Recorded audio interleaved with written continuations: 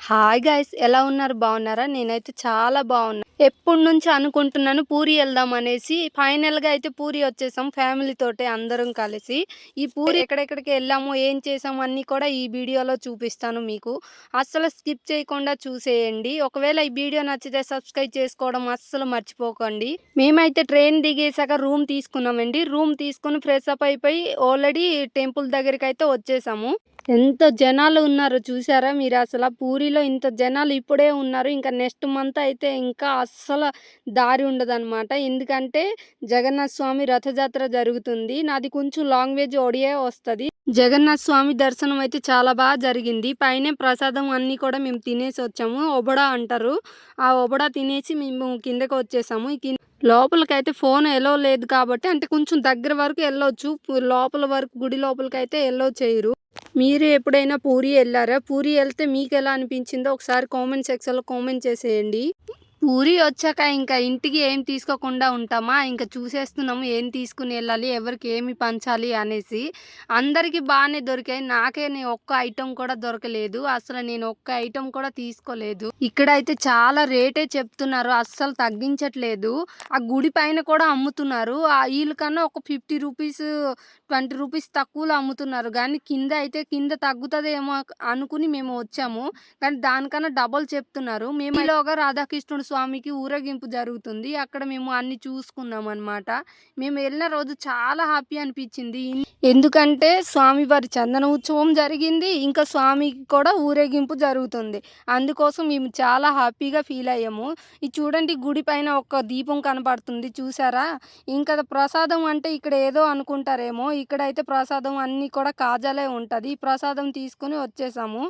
మేమైతే bus book చేసాము. బస్సులోనే ఇంకా ఆలే ఒక 7-8 ప్లేస్ ఆలే చూపిస్తాననేసి ఇంకా ఇంత అమౌంట్ అని బుక్ చేసుకున్నారు.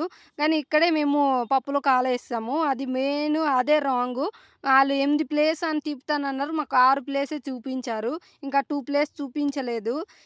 ఎక్కడికి వెళ్ళినా సరే ఒక అరగంట ఇస్తున్నారు అంతే.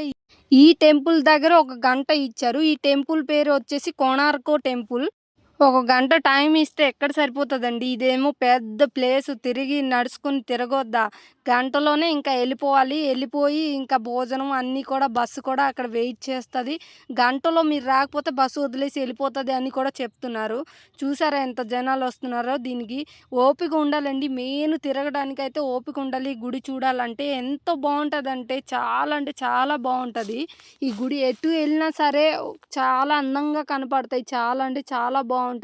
ఈ గుడి గురించి అయితే ఎక్స్ప్లెయిన్ చేయడానికి ఒక మనిషి అయితే ఉంటారు. వాళ్ళతో వెళ్తే అన్నీ కూడా ఎక్స్ప్లెయిన్ చేస్తూ ఉంటారు. మేమైతే తిరిగి తిరిగి ఇంకా బయటకు వచ్చేసాం అనమాట. ఇక్కడ బయటకు వచ్చేసాక కెమెరా, ఫోటో, వీడియో తీయొద్దు అని చెప్తున్నారు. అయినా సరే మేము మాట వినకుండా వీడియో తీసేసి అక్కడ వరకు ఆఫ్ చేసాను. ముందుకెళ్ళాక వీడియో ఆన్ చేశాను. ఇక్కడ పక్కన బయటికి వచ్చేసాక ఇంకా గుడి ఒకటి ఉంది. అక్కడ నవగ్రహం అంటారు. అక్కడ కూడా చిన్న వీడియో తీసేసి వచ్చేసాను. వాళ్ళు చూస్తున్నారు, ఎక్కడైనా నాకు అనేసి తిట్టేస్తారేమో అని భయంతోటి ఇంకా వచ్చేసామన్నమాట. ఇలా బయటికి వచ్చినప్పుడు ఒక బజార్ లాగా కనపడుతుంది.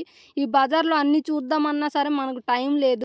ఇక్కడే అన్నీ కూడా రీజనబుల్గా అమ్ముతున్నారండి. చాలా తక్కువ, 100 రూపాయలకు 150కి మనం బేరం అడిగిన తగ్గించి ఇస్తున్నారు. ఇక్కడే ఫుడ్ తినేసి బయలుదేరిపోవాలండి. మేము వచ్చినప్పుడు 11:30 పావుతకు 12 అవుతుంది అనుకుంటా. అప్పుడే ఫుడ్ తినేయాలి. ఇంకా ఎక్కడ ఫుడ్ కోసం బస్సు అయితే ఆపరు. ఈ ఫుడ్ తినేసాక నెక్స్ట్ ప్లేస్కి తీసుకుని వెళ్ళారు, లింగరాజు గుడి అనేసి. ఇక్కడ 1,00,00,000 లింగాలు ఉంటాయండి. లోపలికైతే ఫోన్ ఎలవ్ చేయరు. అందుకోసం బయట నుంచే చూపిస్తున్నాను మీకైతే. ఈ గుడి అయితే మీరు అస్సలు మిస్ కాకండి. నిజంగా చెప్తున్నాను, గుడి లోపల అయితే చాలా బాగుంటుంది. మీరైతే అస్సలు మిస్ కాకండి. ఇది గుడి తిరిగేసాక మాకు నెక్స్ట్ ప్లేస్ తీసుకుని వచ్చారు. ఉదయగిరి కొండగిరి అంట పేరు అయితే.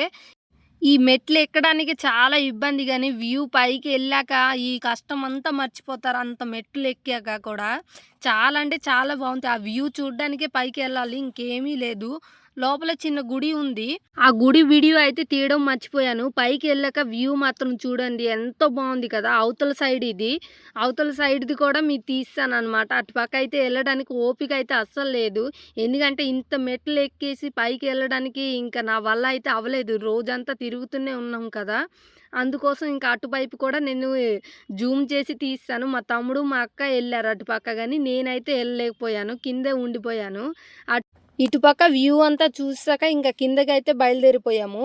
కింద మా తమ్ముడు అంటున్నాడు, "డబ్బులు ఊరికే ఇచ్చామా, పదండి అటు సైడ్ కూడా తీసుకొని వెళ్తాం" అనేసి తీసుకొని అయితే ఎళ్తున్నాడు. మేమైతే పై వరకు ఎక్కాము. ఇంకా నా వల్ల అయితే కాదనేసి దిగిపోయాం. మా అక్క, తమ్ముడు పైకైతే ఎళ్లారు. అది కూడా చూసి వచ్చేసారు. నెక్స్ట్ ప్లేస్‌కి తీసుకొని ఎళ్లారు. అది జూ పార్క్ తీసుకొని ఎళ్లారు. ఈ జూ పార్క్ పేరొచ్చేసి నొందనో, కందనో అంట జూ పార్క్ అయితే. ఎంట్రెన్స్‌లోనే ఇలా నీళ్లు జల్లుతున్నారు. వేడి నుంచి వచ్చారు కదా! చల్లగా ఉంటారనేసి. ఈ జూ పార్క్‌లో ఇదొక హైలైటు. ఇంకోటి కూడా హైలైట్ ఒస్తది. నేను ఎన్ని జూ పార్క్‌కెళ్ళినా ఈ 2 కూడా హైలైట్ అనిపిస్తది. ఈ వ్యూ ఒకటి, అదొకటి. ఈ వీడియో ఒకవేళ నచ్చితే లైక్ అండ్ సబ్స్క్రైబ్ చేసుకోవడం అస్సలు మర్చిపోకండి. ఏదైనా డౌట్ ఉంటే ఈ వీడియో కింద కామెంట్ చేసేయండి. Bye guys.